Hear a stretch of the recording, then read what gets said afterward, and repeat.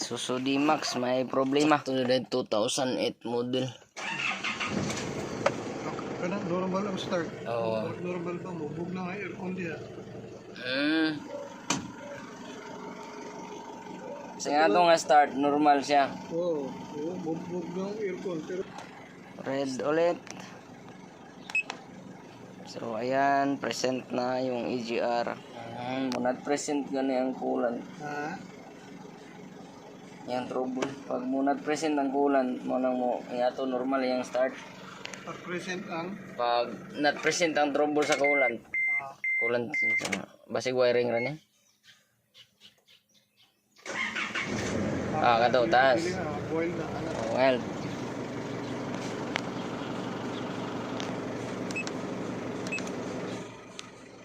coolant temperature sensor niya problem.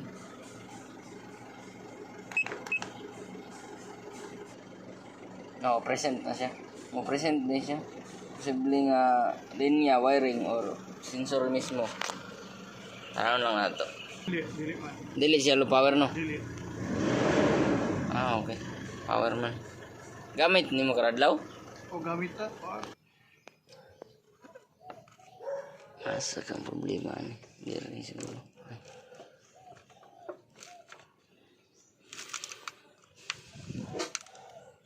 Ang coolant sensor kanina man.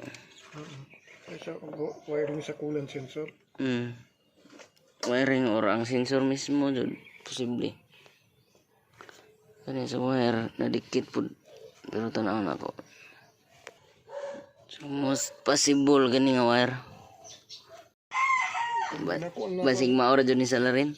Circuit 1 man low rep circuit gani. Hindi ang masolve ako nga amigong mekaniko na silingan na gikan man tong Mitsubishi. Hindi masolve. Di masolve ba? Ako to daga ayog aircon. Di makita pud sa kuan. Dili. Dili ko makita sa iyang scanner. Oh. Ang amigo na ako. EGR lang mo gawas. Pero sa kuan nakita man. Ay din ang scanner nimo. Paan nito?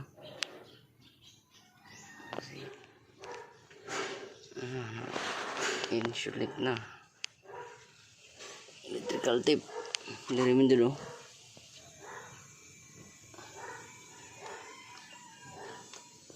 Testing.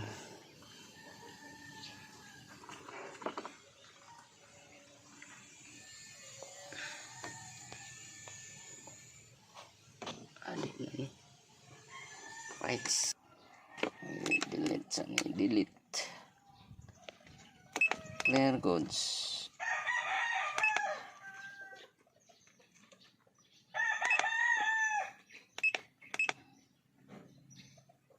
Wala na ikod. Pero possible ang EGR mo balik ni. Okay, start. Okay na. Ayos ah. Kasigam lagi ning kuan. Oil indicator. Kaon sa kuan. Kan sa kanay ka change wheel ani. Oh, kuan pa mag-change oil ko this month. Every 3 months or kuan pag sobra nag 5,000. Okay. Ay, salamat kaayo. Nasolve yun. Ikaw lang gina kasolve ani ba?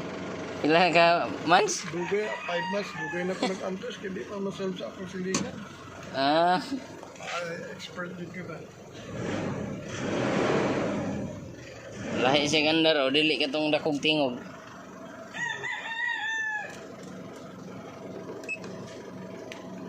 Okay. So, wala na trouble. Ayan, mabalik ang EGR. Intermittent. EGR is intermittent problem. Kasing makakita ang tag-replacement. Pero wala pa dihaing siga. Wala pang check engine pero sa system lalabas intermittent exhaust gas recirculation control circuit. So kailangan yan palitan ng EGR motor assembly. Asa ta ikay kaila kung makapalit ang replacement? Naku makuhaan na nata testingan lang nato. Naya available. Tawagan ta ka makabudget na ko.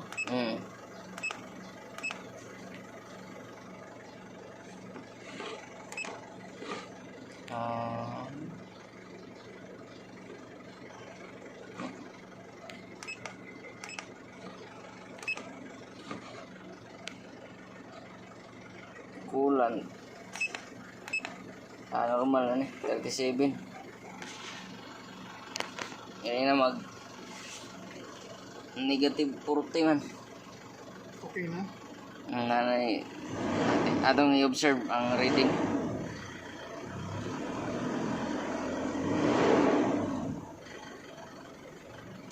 Saka ng temperature. Tumataas na ang temperature. Tapos iba na yung tunog niya. Iba na yung tunog. Hindi katulad kanina. Okay. Ito na. Subad na. Tanaw na to. Ayan o. Nagtaas na yung temperature. Coolant temperature 43 degrees Celsius. Kanina 37. So nagtrabaho na ang coolant sensor.